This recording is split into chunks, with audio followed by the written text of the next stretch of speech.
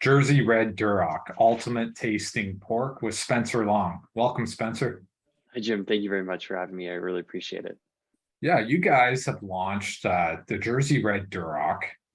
Genesis, your group of master marketers, you're focused on better tasting pork, and you unveiled this information at the National Pork Industry Conference, which you spoke at. Can you give me the Jersey Duroc story? Sure, yeah. So the Duroc pig, as it's known as now, is really the only American swine uh, pig product that actually existed and was created in the United States.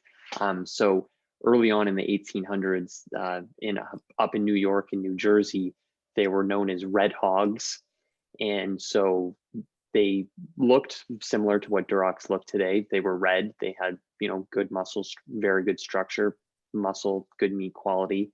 And obviously they were, pig farming then, and there was people that were selling swine breeding stock at that point. And there was a gentleman who sold a pig to this one other gentleman, a boar, and he named it Duroc after his trotting horse that he owned. And that lineage basically is where it all started, because this was a really strong pig. It was very prolific. It had a lot of progeny through its time. And so kind of just the name kind of just funneled down into becoming known as the Duroc, and then eventually being registered as, an official, in the pedigree book and under federal law. So that's where the Duroc name stems from, in the Duroc product. And so it really is the only American breed that exists. So the 1800s, it's red in color. The connection with Genesis goes back through the Red River Valley. Does, yeah. So where Genesis has a lot of our, does a lot of our genetic work is in the Red River Valley in Canada, which is through Manitoba, that goes down into North Dakota as well.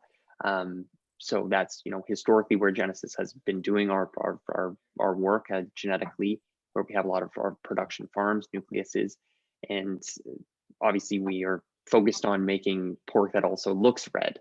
So kind of the Jersey Red name that came about with the crossbreed of the Jersey Red, and then the Red Hogs, and then becoming the Duroc as it's known today. It all seemed to work out quite well in that regard. And it's so, we like red. Red is a strong color. Obviously, you can see red there too. So it just seemed to work well in that regard, in naming it Jersey Red. So it's about the marbling and pH color.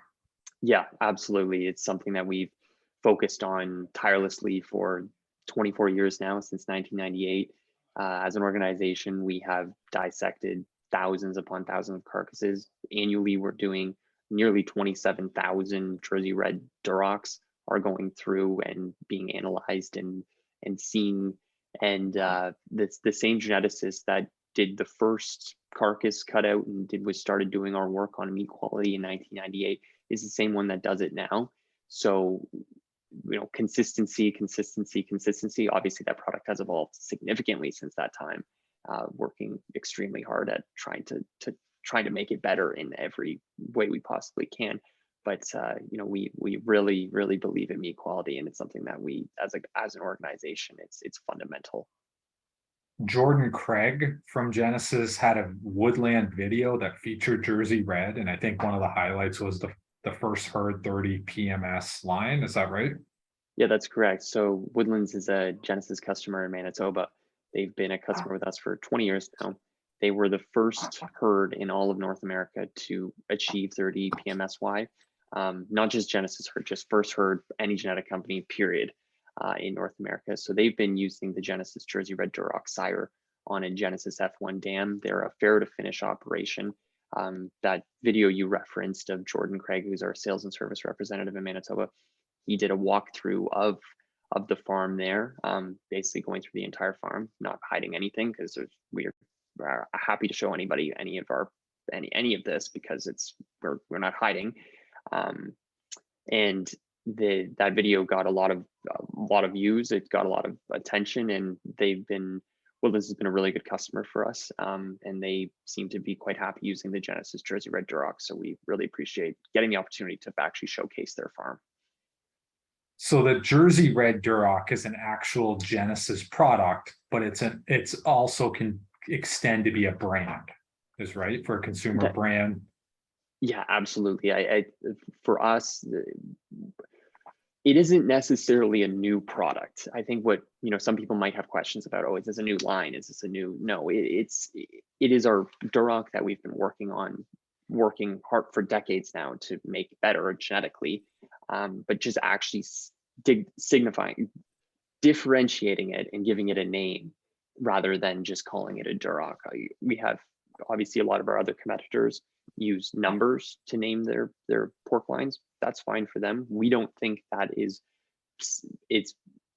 signifying of what an actual, if you want it to be an end product for a consumer, should be. I don't think a number is necessarily the right, we, not just me, but we as an organization fundamentally don't believe that a number is necessarily the right thing to do. If Wendy's called the Baconator the 642, probably wouldn't have the same recognition and response from a consumer standpoint. People would just, it would be the same thing. And we think Jersey Red is something that can differentiate herself also as a historical standpoint.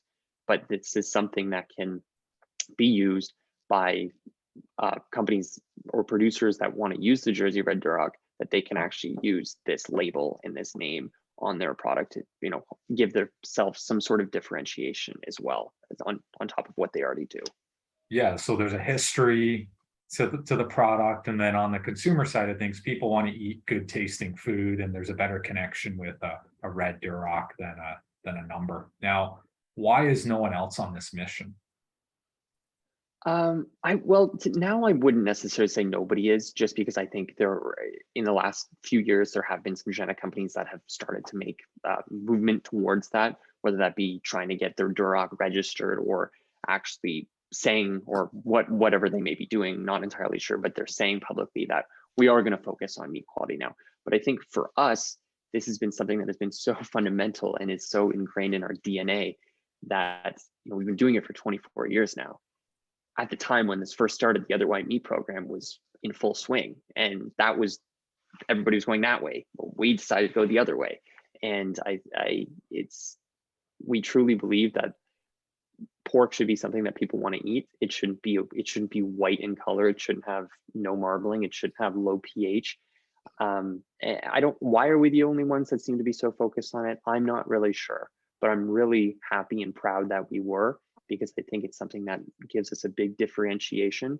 And it's something that it seems to be, from what we can see in the industry, it's the direction it's going in. Organizations are coming to the realization that, yeah, a lot of the pork meat quality kind of is junk now. It isn't good.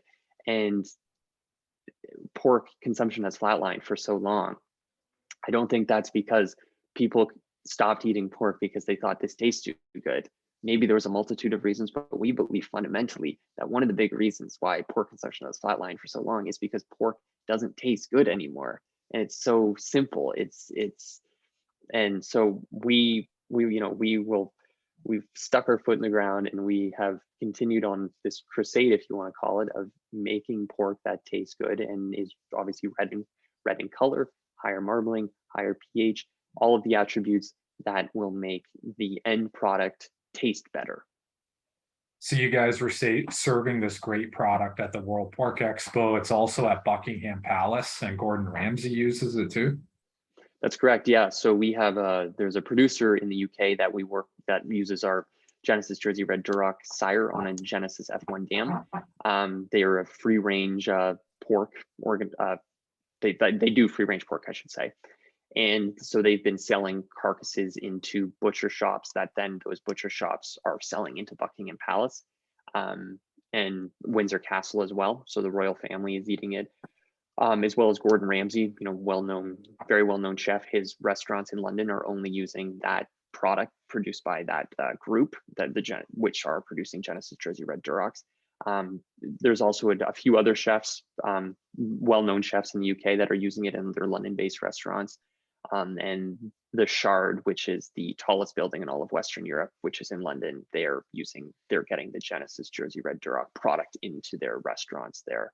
So it's really exciting to actually see this product in the marketplace uh, being consumed by people. Obviously, those are places that there's a premium product. I mean, it's going into the royal families eating it, going to extremely fancy restaurants in London. But we don't necessarily feel that this is a product that is just a niche and it can only be for the bourgeois, if you want to say. No, we think that this is a product for every consumer, and everybody should get the opportunity to have a better eating experience. That's fundamental. I think that should almost be a human right.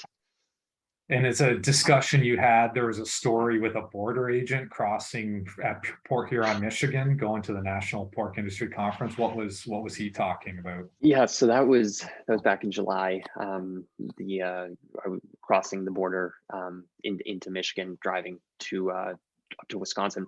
And so we crossed the border. We pulled up. There was nobody in front of us. It was early Sunday morning. Wasn't too busy. Pull up. Border guard our passports. He asked us what we're doing, where we're going. I respond, going to the National Pork Industry Conference in Wisconsin, Dells, Wisconsin. And he was stone faced before that. And then he kind of was looking at the passports, and you could see he had a smirk on his face. He turned his head towards us and just asked point blank, "Are you guys going to make pork taste good?" And it was, kind of smiled and went, "Well, that's something we really truly believe on it." We had a little bit conversation explaining what we did and what we do, and he said, "I only like to eat bacon now because all the other pork products just don't really taste that good to me."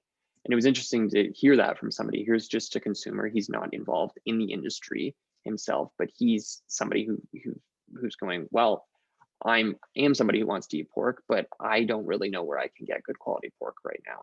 And that's something it's a shame. It's really poor for our industry that you have people that want to eat, that would eat our products, but they just look at the pork industry as a whole and they go, "I don't want to because I know it's going to be a poor eating experience." And it's a real shame, because how often do our people in our own pork industry, in the pork industry, go to a restaurant and see a pork chop on the menu and they go, "Well, I want to support my industry, I really do, but I do not know if that's going to taste good or if I'm going to just be angry that I ordered it. So I'm going to get a steak instead." And that's a big problem in our industry. And that's something we as a company fundamentally are trying to get over, to make a product that is better, just is better. And yeah, so it was interesting to hear somebody, a consumer like that, say, "I don't really want to eat anything pork related unless it's bacon anymore." So, gives us,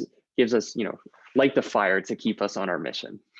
Well, the Jersey Red might help him on that mission. I think it's a genius name because a consumer, you want to drive more sales of the product by getting the imagination into the consumer, because I think it's the imagination and the taste. So then it can become an in-demand product. So Spencer, how do you think this can be bigger than just our own in our internal industry and become more of a broad national campaign? I think it's, just continually, one, getting the name out there, because as of right now, people are still wondering what it all is, and we're going to have to continue explaining it, because it's about retaining people so they can understand what it is and what the differentiation is and why it is the way that it is. I think for it to grow, we just need to grow. Obviously, we need this product to be out there more. We need to work with more producers, whether that are integrators, packers, you name it.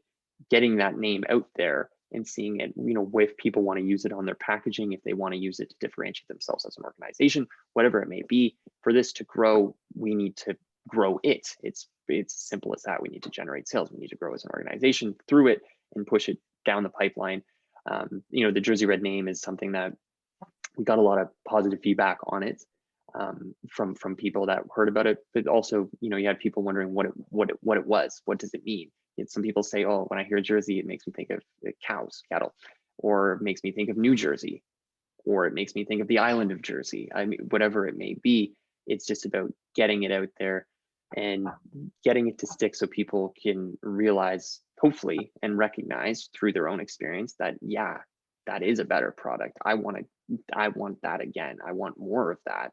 And that will not only help it grow, but it will help our industry. If we can have people eat more pork more often, that's better for everyone. It's not, we don't, as I mentioned before, is, we don't look at this as a niche. We look at this as something that should be for the masses, that everyone should get the opportunity to eat this, because we fundamentally believe that it is a better product. We have worked tirelessly for decades on it. We've won numerous taste tests, and we will continue on this fight to get this name out there and grow it and help our industry as a whole, so more and more people want to eat pork. Because I think our industry, we need to continue to focus on the consumer, because the consumer is what's buying the product. So I could see something like somebody goes to a butcher shop and there's a glass display case featuring Jersey Red, or on a restaurant menu, the Jersey Red pork is something people seek out. Is that, could it go this way?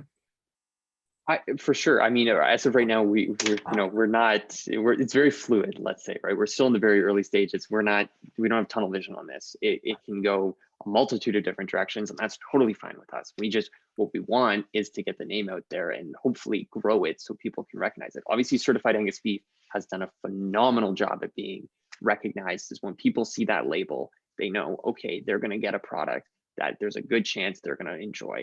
And we look at the Jersey Red as being, it's obviously different than certified Angus beef, but it's something that could, build off of that and hopefully make, help grow the pork industry, where people could go to a restaurant, as you mentioned, or go to a butcher shop or go to the grocery store and see that Jersey Red Duroc logo on whatever the product may be, obviously a pork product. And then they go, well, I really, really liked it the last time I bought it, so I'm going to buy that again because I can trust it. And I see this other stuff over here, and to me, it's all just junk. But that's for consumers to decide, obviously. But it's really exciting for us, because this is something that we've been working on and spent so much money on for 20 plus years, and to actually see the opportunity now where we have people that are focusing on meat quality and can branch off of the Jersey Red name and actually grow their own business, while also at the same time at the end of the day, we're making pork that is for consumption. We can get so focused on small little details that are important, but at the end of the day, we're making a product that people want to eat, or people are going to eat. So why would we not make that taste better?